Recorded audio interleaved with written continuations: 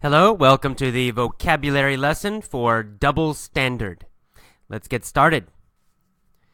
First, in the title, it says, family is uneasy when one sister dates other's ex-lover.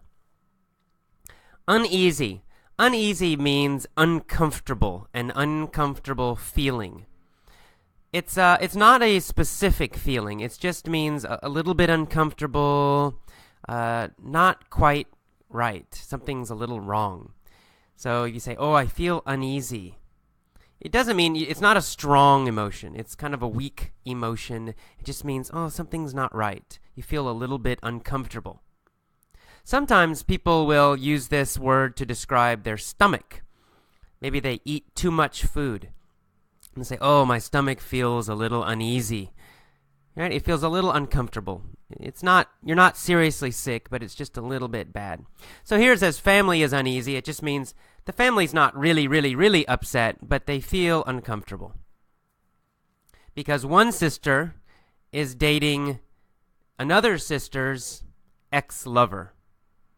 Okay. Let's go into the letter now. This woman's writing about her sister Jane. And she said Jane has had numerous affairs. Numerous means many. So numerous is many. So she's had many affairs over the past several years.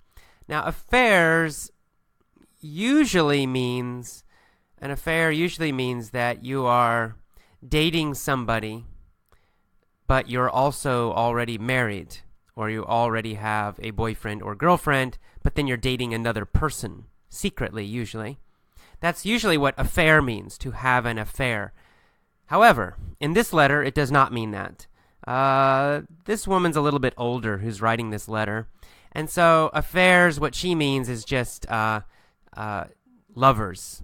So this woman is dating other people, having boyfriends, and she's having sex with the boyfriends. So she says affairs to mean boyfriends and having sex. And, again, that's kind of a word that older people might use in this situation. I think most younger people would not use the word affair to describe that. They would just say boyfriends or dates. Okay, but anyway, moving on. And then she said that after her sister's third divorce, she was involved in an intimate relationship with a man named Will. Intimate relationship means a serious boyfriend or girlfriend. Intimate means close, emotionally close. So you have strong feelings for each other. An intimate relationship also has the idea that sex is involved. You're having sex with each other. But it's more than just that. Sex is involved, but also emotional connection too. So an intimate relationship with Will. So she had a close relationship with this man named Will. And it lasted about 3 months. Now, to last, when used as a verb, means to continue or to continue until. So, lasted about 3 months. It means it continued for 3 months. Continued until 3 months and then finished. So, it gives the idea of duration, how long something happens. The movie lasted 2 hours. It means it was 2 hours long. All right, and that's the past tense. The normal form of the verb is to last. All right, and then after 3 months, they broke up. And her sister decided it wasn't what she was looking for. Wasn't what she was looking for. Or isn't what she is looking for. Or isn't what I am looking for.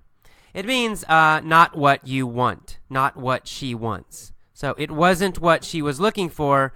It means this man, Will, was not the kind of guy she wanted. Not the guy she wanted. Not what she was looking for. So not what you're looking for means not what you want. Okay, and that is the end of the first paragraph. Moving to the second paragraph. This woman now, the woman who's writing the letter, she started to date Will after her sister broke up with Will. Then this new woman, the one who's writing the letter, she started dating Will. And She actually said that she had dated Will in the past, before her sister Jane had become involved with him. To become involved with someone means to start dating them. So you might say, I am involved with her. It means I am dating her. Or you might say, I became involved with her 2 months ago. It means you started dating her 2 months ago. So to become involved with somebody means to start dating them. Okay, and then in the next sentence she says, we weren't intimate at that time. Okay, so she's saying in the past, in the far past, her and Will were not intimate. Now, in this case, intimate, again, it does have an emotional idea of being very close emotionally, but it definitely has a sexual idea here in this situation. We weren't intimate at that time means they weren't kissing each other, they weren't having sex. It wasn't a intimate relationship, right? They were dating, but maybe just casually, not so serious in the far past. And then her sister Jane started to date Will. Then Jane and Will broke up. And then finally, this woman started to date Will again. Kind of a complicated American dating situation here in this letter. All right. So she says, this time we started dating again, and this time we have fallen in love. To fall in love means to start feeling love for somebody. Romantic love. Okay, and then she says, her problem. There's always a problem in these letters. My problem is that Jane is upset that I'm dating Will. She says, I have betrayed her. To betray someone means that they are your friend or your family, or they are on your side, and then you do something bad to them. You cheat them or hurt them, and we say this is betrayal is the noun. The verb is to betray. So if you betray somebody, it means they were your friend, they were your close family member, they trusted you, and you cheated them or lied to them or did something bad to them. So you cannot betray an enemy, right? If somebody hates you and you hate them and you do something bad to them, that's not betray. Right, because they know you hate them. It's somebody who likes you and you like them, but then you do something bad and they're surprised. That's betray, the verb to betray. Okay, so her sister Jane thinks, oh, you betrayed me. You're dating my ex-boyfriend. All right. And then she says that her family also feels uncomfortable. They say it's weird. It's strange. Weird means strange. It's strange that she's dating her sister's ex-boyfriend. All right, and finally she says, Abby, I've always been the good girl in the family, and I have always bowed to their pressure. To bow to pressure, bow to someone's pressure, or bow to the pressure, it means that you do something that other people want you to do. Pressure means people are telling you to do something. For example, you say, AJ, go to the store. AJ, go to the store. Go to the store. Go to the store. And say, oh, no, I'm tired. I don't want to go to the store. Go to the store. Go to the store. Go to the store. You keep telling me. You are pressuring me, using it as a verb. Pressuring me, pressuring me. Go, go, go, go. And finally I say, okay, I'll go to the store. I bowed to your pressure. Right? You're telling me to do something. I don't want to do it. No, no, no. And finally I say, okay, I will do what you want me to do.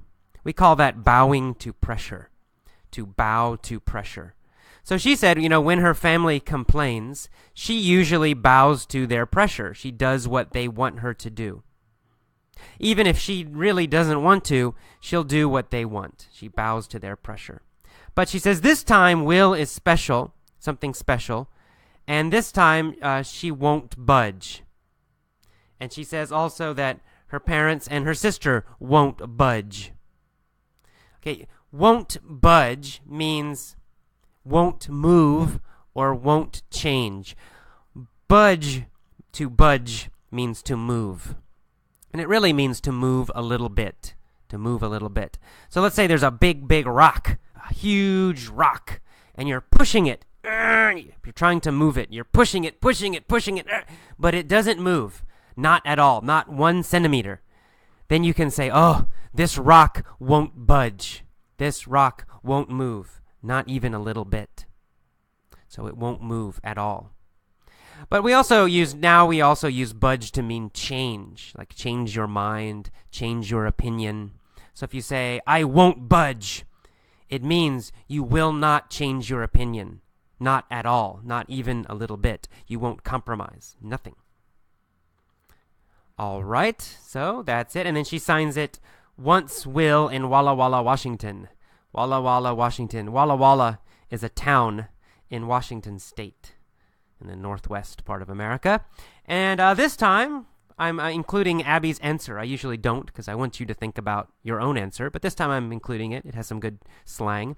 In her answer, she says that she needs to confront the double standard in the family.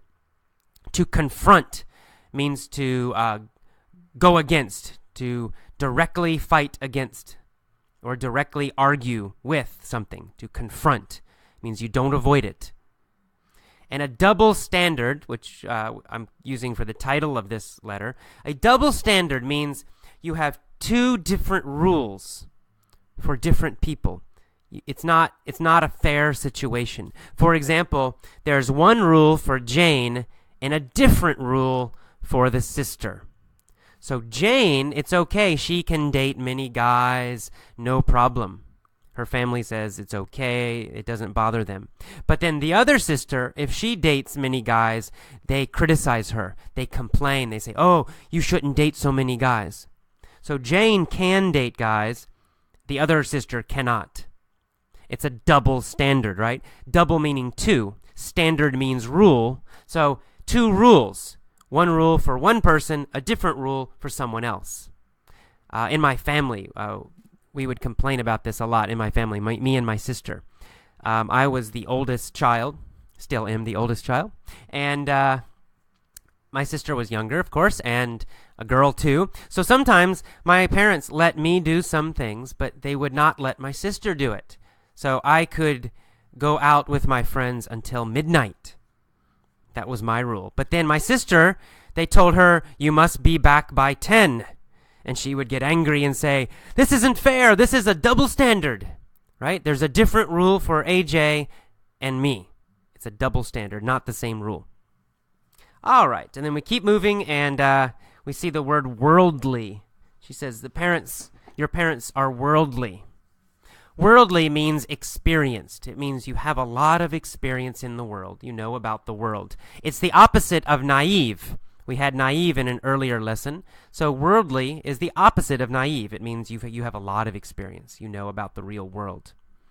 And then we see the phrase, turned a blind eye to. To turn a blind eye to something means you ignore it. You ignore it. You don't look at it. You don't think about it. You don't talk about it. If you turn a blind eye to something, it means, oh, you ignore it. You pretend it's not there. So they have turned a blind eye to Jane's dating. It means they've ignored her dating. So they can also do this for the new sister. All right, and then the last paragraph of the answer. She says, everyone should be able to get past it. To get past something, well, there's a direct meaning, which means you're moving and you pass. It means you go ahead of something or you go by something. But usually using it in general life, to get past a relationship, for example, it means the problem is gone. The problem is gone. The problem is finished. So if you say, oh, the parents had a problem with this situation, but they will get past it. It means they will solve the problem. They will relax. They will stop worrying about it. And if you say, maybe you had a relationship and you broke up and you're very upset. Oh, you're upset. But then 6 months later, you feel okay. You can say, I'm finally past the relationship, or I'm finally past feeling sad. It means it's gone now. You don't feel sad and terrible anymore. And then the final sentence, we see the phrase people pleaser. Abby says, you don't need to be a people pleaser all of your life. A people pleaser, please means to make happy. So a people pleaser is someone who always tries to make other people happy. They never make themselves happy. They just try to please other people. Always do what other people want, but never what they want. That's a people pleaser. All right, that is all of the vocabulary for this Dear Abby letter. Go on to the mini story and listen to this a few times if you need to. Oh, and I almost forgot. We have a contest right now, a remix contest. What I want you to do is download a vocabulary lesson, then edit it. You can change it. You can add music. You can add stuff in your own language. You can do anything you want. You can cut parts, but edit it. You can use Audacity software, which is free. Do a Google search for Audacity, Audacity. And remix means rechange a vocabulary lesson. Try to make it better. Okay, bye-bye.